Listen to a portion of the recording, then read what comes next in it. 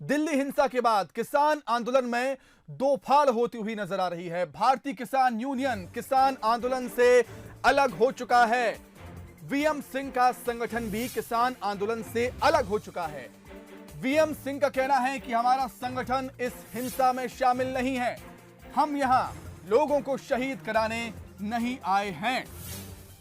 तो दिल्ली में जो कुछ हुआ, कल राजधानी में लाल किले पर जो कुछ हुआ, उसके बाद किसान आंदोलन में किसान संगठनों में दो फाड़ नजर आ रहा है। भारतीय किसान यूनियन किसान आंदोलन से अलग हो चुका है, वहीं वीएम सिंह का किसान संगठन भी किसान आंदोलन से अलग है।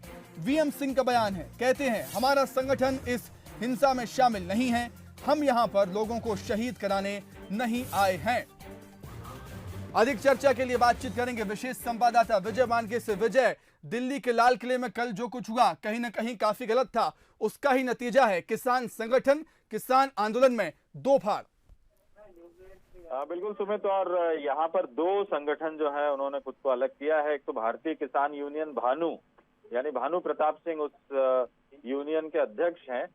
चूंकि भारतीय किसान यूनियन एक अलग संगठन है और भारतीय किसान यूनियन भानु एक अलग संगठन है, तो भानु प्रताप सिंह का जो यूनियन है उसने खुद को अलग करने का ऐलान किया है। कुछ देर पहले उन्होंने प्रेस कॉन्फ्रेंस की और ऐलान किया कि वो उससे जो आंदोलन है उससे खुद को अलग करते हैं।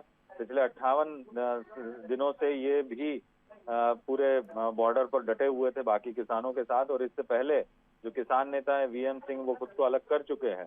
तो अब दो फाड़ होता हुआ नजर आ रहा है। जिस तरह से हिंसा हुई है, जिस तरीके से दिल्ली पुलिस पर हमला किया गया और जैसे लाल किले में अंदर दाखिल हुए किसान संगठन से जुड़े कार्यकर्ता और समर्थक और लाल किले की प्राचीर पर जो झंडा फहराया गया, तो इन तमाम सारे घटनाक्रम को देखने के बाद गृह मंत्रालय काफी सख्त है और उसने 15 कंपनियों को तैनात किया है। तो ये 1 फरवरी को जिस तरह से किसान संगठनों ने ये फिर ऐलान किया था संसद घेरने का, तो अब धीरे धीरे जो है ये दो संगठन अलग हुए हैं। जो मामले भी दर्ज हुए हैं 6 किसान नेताओं पर, और जिन्होंने एनओसी पर साइन किए थे, यानी दिल्ली पुलिस के साथ जो लोग बैठे थे और ये कहा था रूट निर्धारित करने में, और उन लोगों के खिलाफ भी एफआईआर दर्ज हुई है। तो ये तमाम सारे घटनाक्रम हुए, उसके बाद ये फैसला इन दो संगठनों ने लिया है। अभी और भी संगठन है, लेकिन अब आगे यही देखना होगा कि ये जो आंदोलन चल रहा था इतने दिनों से, अब वो किस दिशा की तरफ बढ़ता है। बिल्कुल विजय, और ये तो देखने वाली बात होगी, लेकिन ये कहना गलत नहीं होगा कि कई और ऐसे संगठन भी हो सकते हैं जो आने वाले समय में इस आंदोलन से अपने आप को अलग कर लें।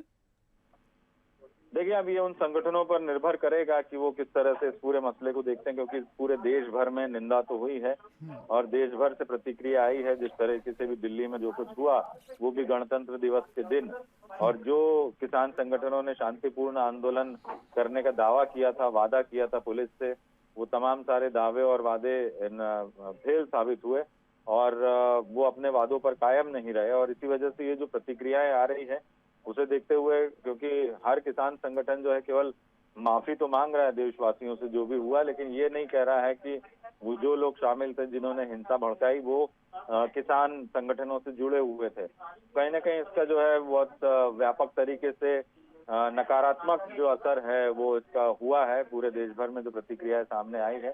तो ऐसे में बाकी संगठन अब अपनी स्ट्रेटेजी तय करेंगे कि क्या करना है।